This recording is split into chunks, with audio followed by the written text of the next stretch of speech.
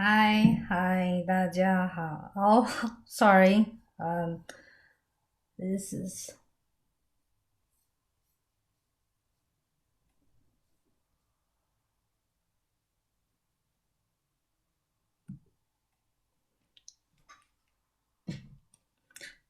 Hi. We'll start live stream very soon. I just checked the voice. I've done English. I've done a Chinese one. Now that's the English. So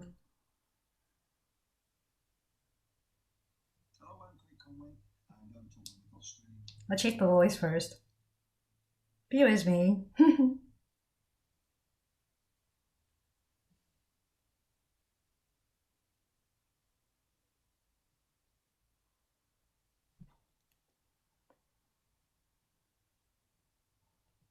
Supposed to start at 4 o'clock, 4 p.m. European time.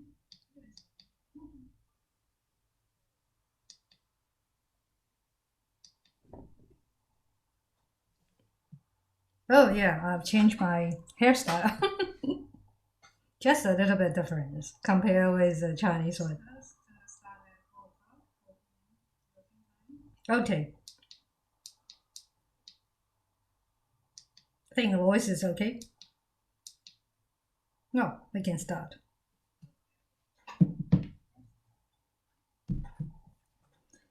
Hi everyone, welcome to Insights with Lily Zhang. I'm Lily, of course. Today is my special program, serial program, Beautiful Minds. I'm going to talk about a Roman philosopher and politician. He's very famous, Cicero. Yeah, before I've just done this 2 hours ago in Chinese. So basically, in Chinese program, I talk about the Western history from from Sumerian civilization. Now I've been through Greek and Roman history, and now I'm talking about. Also, I've done quite a lot talking. Our Chinese call me teacher. I don't consider myself teacher. I just have the interest in philosophy and history. But basically, I've seen this as some kind of use my little power, because I think being a Chinese, I was born in China. I was educated in Chinese system.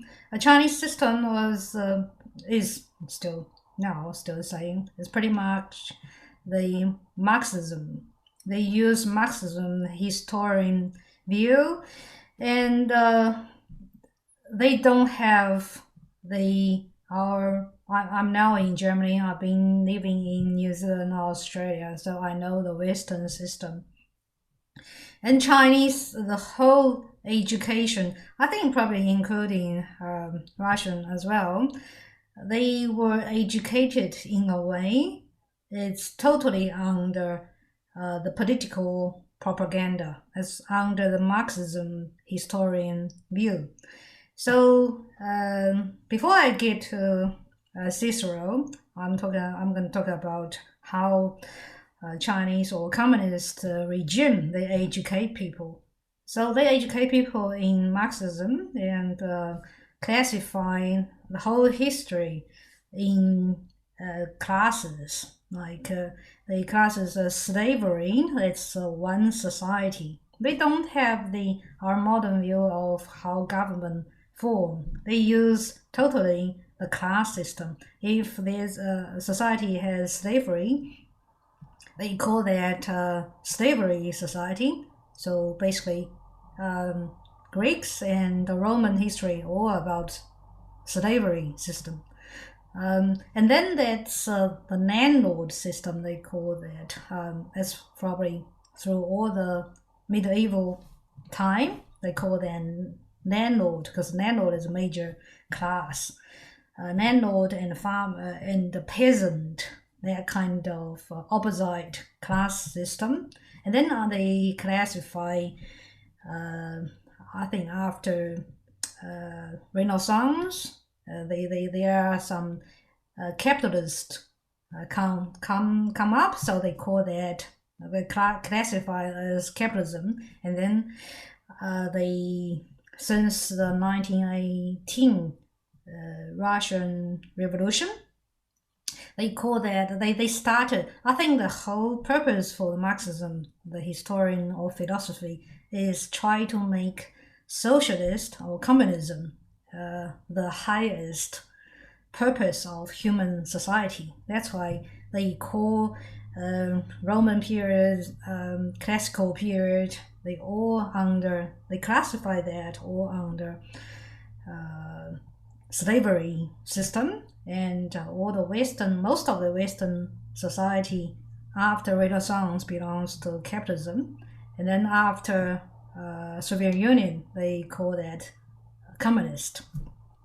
And their purpose is to identify communism as the highest form of humanity.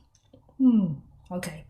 Well, if you probably think this sounds very bizarre, but that is the system I grew up with, and that is the system I've been educated with, and that is the system currently in modern China, maybe in Russia as well, kids being educated that way. That's how they see history. That's how they view the whole human society. That's why I spend so much time to talk about history and philosophy, especially the Western history and philosophy.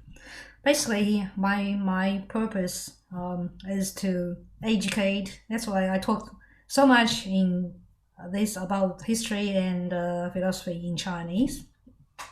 But I think that's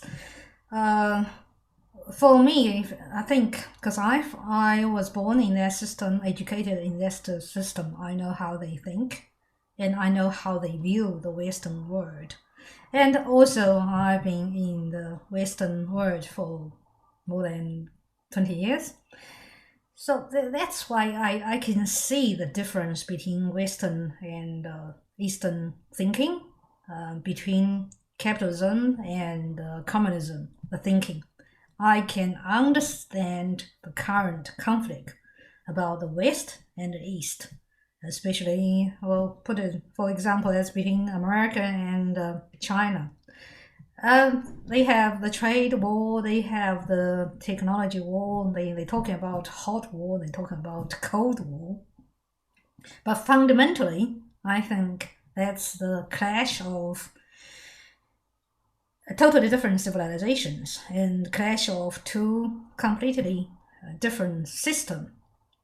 So the civilization, civilization, there are thousands of years difference between the civilizations, East and West. Just very simple example. 2,000 years ago, when Roman Republic and Roman Emperor, later I'm going to talk about Roman Emperor actually is the extension of Roman Republic.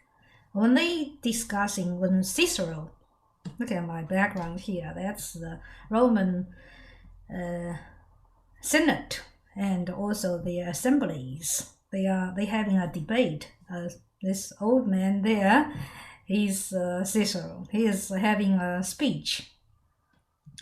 When the Romans, even earlier, when Athens, in Athens, Athenians, they talk about democracy, they talk about humanity, philosophy. When Cicero was arguing about law and order, about he tried to protect democracy, protect republic values, and when the Roman in the whole private sector is very well developed. All those, the same time, I'm talking about first century BC, that's 2,000 years ago. Same time, China is just tribes, and also China became a united country actually around 1st century BC under the Emperor Qing dynasty started. Emperor Qin Shi Huang, what he did is burning all the books and killing, literally killing and burying all the intellectuals of then time Chinese. So that's why after thousands of years, after basically 2,000 years, Chinese have no idea about democracy, because for 2,000 years they just one emperor replaced another emperor, and one dynasty replaced another dynasty. They never, in their whole history, they never have any sense of democracy about law and order. That's after 2,000 years, nothing has changed. Communism just basically exaggerate the emperor system. They just use modern term communism to replace the old dynasty and emperor dictatorship. They use communist dictatorship to replace the old system. And Russia, I've seen Russian history, but basically for Romans, Russia is unknown. They started with stuff, their tribes, and start from probably Ukraine, that region. And then they basically, there's no Greek or any Roman influence on Russian land either.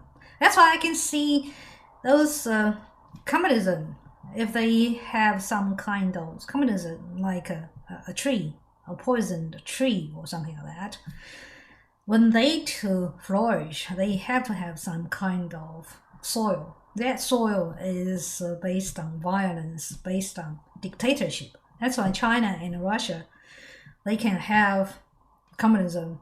Communism basically flourished there, developed there, and expanded there, and still have very much alive.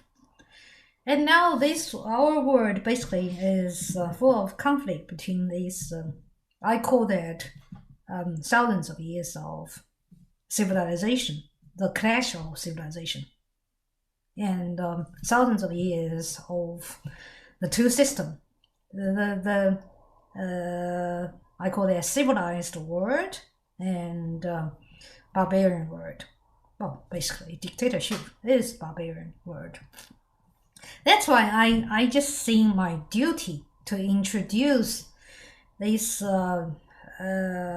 Western philosophy and history, the real history, because for Chinese and Russians, or all those communist countries, people, the history is not the same history as we see it.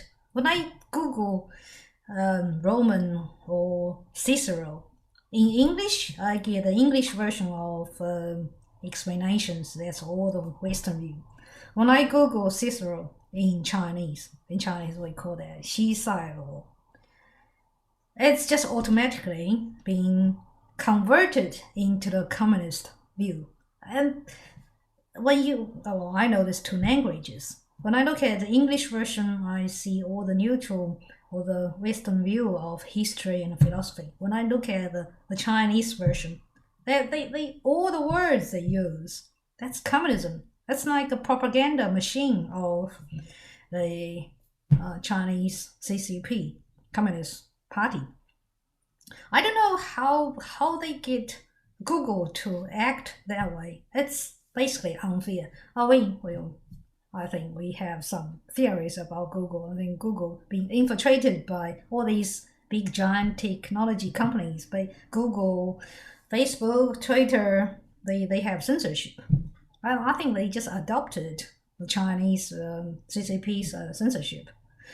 I didn't believe that before, but when I Google Cicero, this time, because there are so many words, especially philosophical and some jargons, legal jargons, and historian jargons, I couldn't find a word in Chinese. That's why I Google, for example, Cicero in in Chinese, but I get totally different answer. And I get, the Chinese version is totally being brainwashed by communism propaganda. I have no idea, but maybe there are some, because the combination between with Google and the Chinese search engine Baidu. Probably most, of course. In China, Google is banned, so Chinese can't use Google. They can't use Facebook. They can't use Twitter or even YouTube. They can't watch me on YouTube. Chinese, they have the firewall. So when I've got some Chinese friends, they call it jump over the wall, but basically jump over the firewall. So I don't know why Google act that way. Basically, if you only search in Chinese, you only get the communist propaganda results. That's how shocking I was. That's why I do this program. Here, of course, I'm going to talk about Cicero, but it's just to try to keep my English-speaking fans understand what I'm talking about. And because they ask me, we saw you, your background is Roman or some like Plato, Aristotle. What are you talking about? That's what I'm talking about. Yeah. Also, I would like to share my learnings, because it's a huge learning process for me to learn about, even for myself. I've been living in Western world, a free world, for more than 20 years. But so little I know about Western history. And from all those, because I try to educate Chinese about the true history about Western world. And then for me, because I thought I know a lot about that, but when I read through things, I've learned so much. That's why I would like to share these my thoughts with everyone. This is insights with Lily Zhang. Yeah. Okay, back to Cicero. I already talked about why I do this program and my thoughts and my how I feel about doing these programs. But also, I think even for English-speaking people, not everyone know about, when I talk about Cicero, how many of you know about Cicero? Do you know he's a Roman? He was born in 1009 BC. He's a Roman, very famous Roman philosopher and politician. He was a consul of Roman Republic. Consul is pretty much like president these days. So he's very. Excuse me. I need some water. I've been talking quite a lot.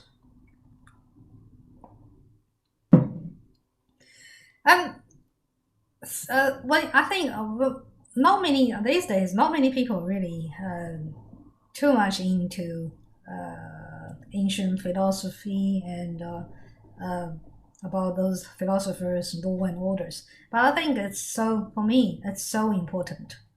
I just think the modern democracy is not happening overnight. It's been going through thousands of years. And I'm so interested in Roman history because Roman is so great.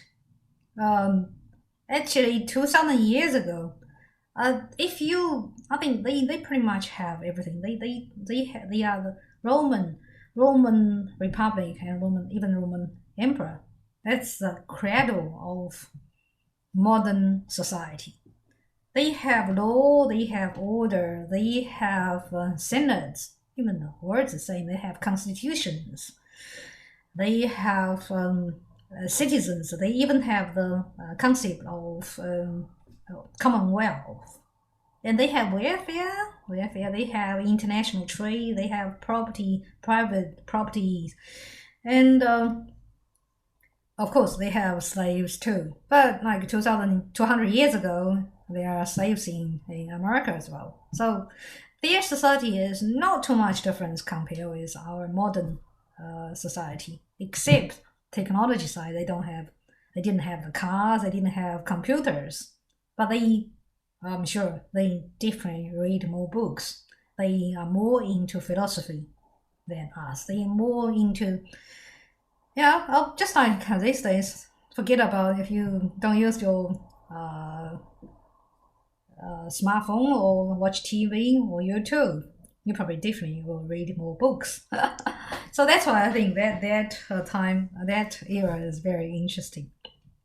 Cicero, he was born in a middle class family. Basically, that time Roman, they have upper class, they have they call their patricians, and also they have common people, they called plebeians. Of course, Cicero's time is a very chaotic period of the Roman Republic. Basically, that's the end of the Republic and on the transition to Roman Emperor. That's why Cicero's life is full of chaos, and but I admire him. Because Cicero is so influential. His influence upon Christianity, many of them like St. Augustine and some medieval philosophers, they all influenced by Cicero, and also the Renaissance and British their Enlightenment, David Hume and John Locke, and French philosophy revolutionaries and Napoleon. Also, most importantly, the founding fathers of United States. So we all know the Declaration of Independence. That's the basic concept of American Declaration of Independence is about humanity, about law and order, about separation of powers. But all of these ideas, all of those concepts originated from Cicero. That's why I just so admire him. Without Cicero, we wouldn't have the modern legal system. And without Cicero, we wouldn't have the modern separation of powers. And we wouldn't have our legal society. We wouldn't have the constitutions and justice. That's how important he was. And that's how important he is, even for our modern time. And he, not unlike other philosophers like Socrates and Plato, Aristotle, of course, they are great philosophers, but those ones, they intend to, or most of philosophers, they intend to stuck into their own world. They are up there. Their duty is teaching people. They just so, of course, they are very wise men, but they so up there, and philosophy is all about existence, about heaven, about the natural law, ethics, those things. But Cicero, he is the man to make philosophy practical, especially himself personally practice philosophy into his lawyer. He was a very famous orator, and he is the most famous lawyer in Roman Republic, and he used law. Basically, he combined philosophy views, philosophical thoughts, together with law, with politics, and he used those. Because when his era, that's really lots of civil wars and slavery revolt, and basically Roman Republic was in big crisis. And Cicero basically used his life, literally used his life, because he was being executed. He used his life to protect the Republican value. Yeah, so I talk because he was through his legal career, he was the biggest lawyer then, and he involved heavily into politics. At that time, Caesar, we all know Julius Caesar, Crassus and Pompey. That situation, because three of them, they are control of Romans, them political scene. But Caesar actually invited Cicero to join them. So he invited him to join, like, four of us, we can get Rome under control. But Cicero, he didn't like Caesar's force, because Cicero totally promote justice. He think reasoning should be the only one to justify someone's power, not by violence and force. So he refused, and he stand by Pompey. Pompey, of course, that time he was the consul of Roman Republic and chosen by Senate, and basically Cicero chosen on the Senate side. Well, history told he was on the wrong side, because Caesar, everybody know, Caesar crossed the river Rubicon and basically destroyed Republican Senate. And basically, Caesar became the first emperor of Roman Republic or / emperor. But Caesar was assassinated in 44 BC, and after that, other senates, they just promoted Cicero as consul. But Cicero, basically, he just promote Republican value. He doesn't like dictatorship. But after that, Ottoman and Mark Antony, they become the new consul of Roman Republic, and then they started civil war, and Cicero, basically, the background I use, he was just publicly accused of Mark Antony as a dictator. So, of course, he made a lot of enemies. Mark Antony basically declared Cicero, as the enemy of the state. So, yes, he's been arrested and been killed. Basically, they cut off his head and hand, and they nail his head and hand on the Roman Forum. So that's very sad. Cicero basically used his life to protect the democracy of Roman society and to protect the value of republic. That's Cicero's life. We can see he's really on the other side. Actually, I forgot his another great achievement. He's a very, very good writer. Basically, he used Latin. He basically invented Latin. No, he didn't invent Latin. He transferred Latin from a utility language to a sophisticated language to study. Basically, before, because at that time, philosophy is always written or talk or spoke in Greek. Yeah, Latin is just a lower language. But since Cicero, because he used Latin to write philosophical books about law and science, yeah, that's why he transformed Latin to a more conceptual, more sophisticated language. This is another added point. But for Cicero's, just now I talk about his life, his political career, and his death. And I so admire him mainly because of his philosophical and political view on law and order.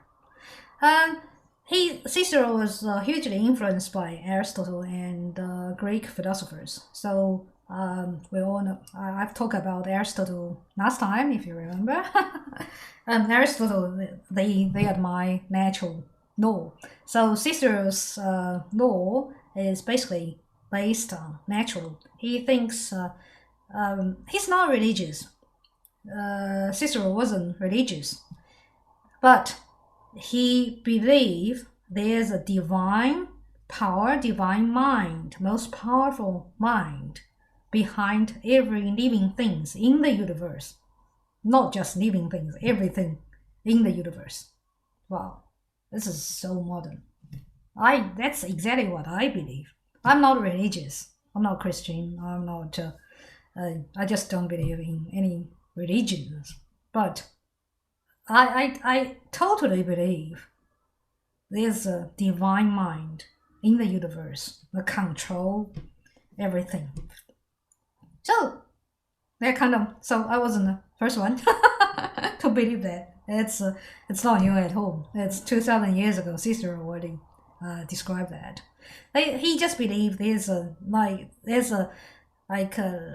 in nature world, there's a divine mind behind it. Also in nature world, there's law govern everything. How the flower growing, how animal behave, that's including us. That's why he thinks if humanity, we are part of nature. So in human world, there must be law and order as well. That's exactly the same. That's why he thinks humanity is something in between God and animal world. Aristotle say literally man just a political animal. So Cicero is just developed furthermore, but he believes the difference between man and beast, animals, is reasoning. Also, law is something between humanity and God. So law, the position of law, just like natural law, it's very high. It's not because in Roman world, legal system is controlled by the highest power, council. That time, that's why some Caesar or Mark Antony or Ottoman, they can control. They are basically the highest judge as well. So Cicero already declared law as just like human society law is just like natural law. It's above anybody. It's just law is promoted by God. Law is something absolute and lasts forever. It shouldn't change a long time. The law of Athens should be same as the law in Rome. So that's universal.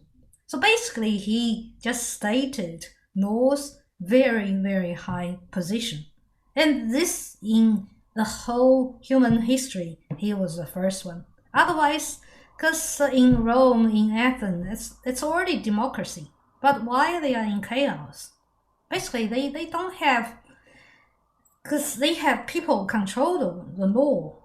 Like any dictator or any king or emperor, they are above law. But Cicero already argued law should be above everything. Law should be between God and humanity. So law is above all humanity. This is so advanced. Basically, it's 2,000 years advanced. So without basically, he's just founding father. He's the founding father of modern legal system. Law is separate from power, from Senate, from Parliament, from any leader, head of the state. Law is above. Law is independent, and law is above all. So that's his fundamental concept. And then he is talking about justice. Justice, I think even these days, still very much viable, because he basically separated, he basically defines justice into 4 categories. Number 1 is private property. This is so advanced. I think the huge difference between communist and capitalism is about private property, because communism, they don't admit private property. I think they all that's why communal properties. There basically is no protection of private property. And capitalism, fundamental for capitalism, the definition of capitalism is freedom and protection of private property. So that's fundamentally 2,000 years ago, we had this difference. Cheers. Very similar to Aristotle. Cicero's his so promote private property, because he thinks humanity become human is because we are, of course, self-reserve. We have to survive by first, and then we have to own some kind of private property, and then we can care about our community and state. So private property ownership, that's the priority of any society. That's the fundamental of society. That's called justice. Cicero basically defined justice as to protect this kind of private property. That's the priority of justice. Number 2 is promise, keep your promise, and also contracts. I from personal experience, I know the big difference between Western world and Eastern is promises and contracts. Being Chinese, I know Chinese, that's why they have so many trade conflicts. They have so many conflicts between Western people. Because being a Chinese, I know when they sign, Chinese start their negotiations after they sign the contract. They think, oh, well, sign contract is just signing on the contract, just piece of paper, and they start so many business deals. When I deal with Chinese, they started negotiation after they sign the contract. And in Western world, contract is contract. It has legal protection. You have to oblige to keep your promise and keep the contract in place. Yeah. So 2,000 years ago, when Chinese are burning books, killing intellectuals, Romans already, they have the system of they have the contractual laws, they have everything they do for trade, business, personal relationships, marriage, divorce, they have contract. So that's 2,000 years of difference. Third, about justice, is to promote reasoning rather than violence. Cicero basically totally against violence. He said for justice, there are 2 kinds of forces. One is intellectual, by reasoning, by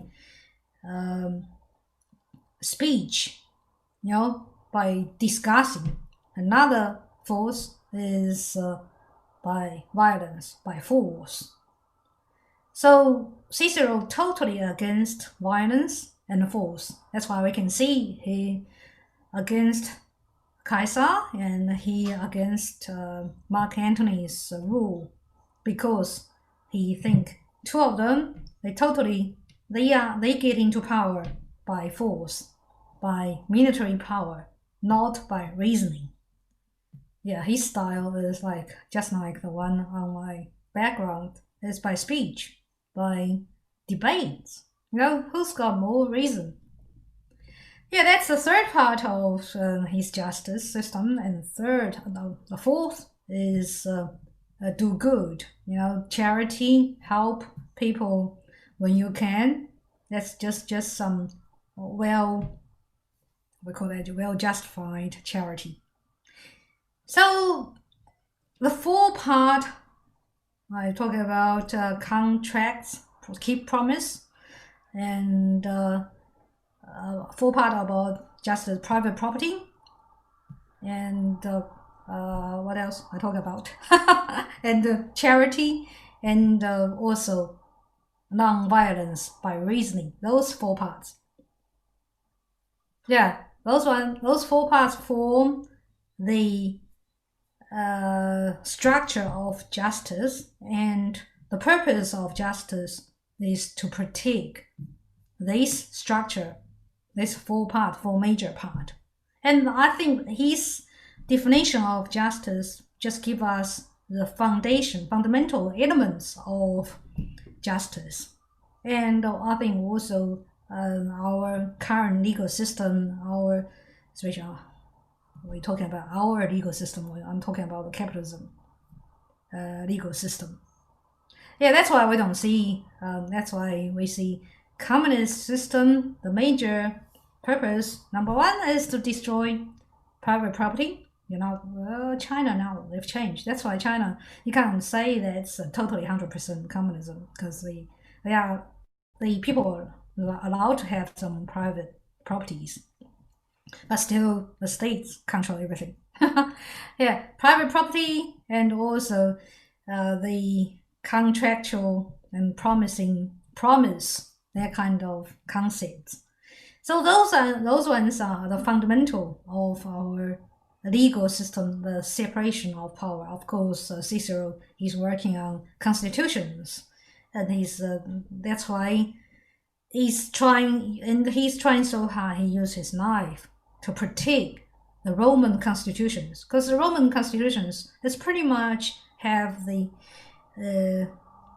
infant model of our modern constitutions. It's got a Senate, it's got a council, or almost like our president or head of the state, and another side is assembly, we call parliament these days.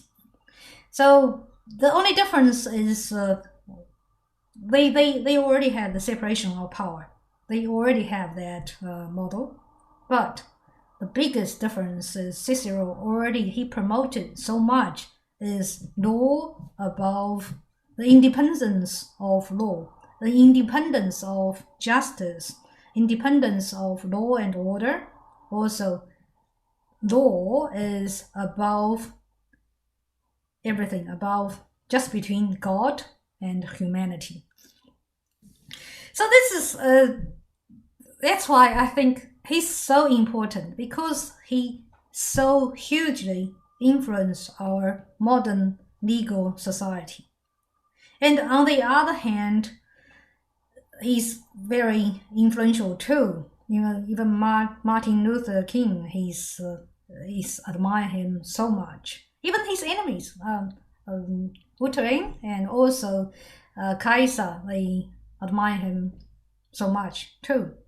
And back to humanity, I think 2,000 years ago, when Cicero talked about humanity, I'm so moved. He's probably the first humanitarian person, and he's the first one to talking about equality and human rights. Using his words, he's talking about. He said, under the divine power, he stated that God or the divine power give everybody everything. Soul. Let's talk about soul. This is very similar to Aristotle. Aristotle think everything, including plants, vegetations, and animals, and human beings, all have soul. And this is similar. I think Cicero's view is very similar to Aristotle. Everything has a soul. But Cicero improved that further. I think under the divine power, everybody should be the same. Well, that was 2,000 years ago. There was a time when they have slaves. There was a time they have patricians and plebeians. They have the noble class and the common man. And they have the,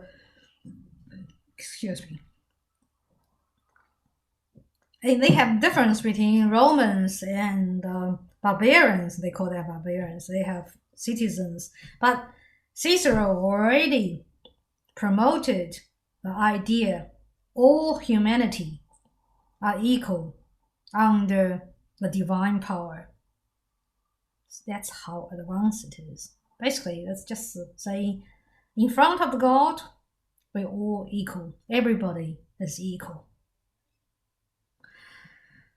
That's why I think the modern world, without Cicero, we wouldn't have liberty, freedom, and equality. We wouldn't have a separation of power. We wouldn't have the modern constitutions. We wouldn't have the founding fathers of United States. In these days, I'm in Germany. We wouldn't have the European Union. We wouldn't have the human rights. That's why I think today I'm making this program, especially to contribute to Cicero. He is such an influential person in humanity, in human history. Okay. Today, yes, that's why I talk about, that's why I do this in Chinese and English. For me, that's to combine, to build a bridge between these two words for Chinese to understand the Western philosophy, Western history, and for English-speaking people maybe understand more about the Oriental thinking, also the difference between the thousands of years of difference between civilizations and between different thinking systems. Okay, thank you very much. I hope you enjoy my program. If you like, please like my program, also share, and most importantly, subscribe to my channel. Okay, I see you next time. Bye-bye.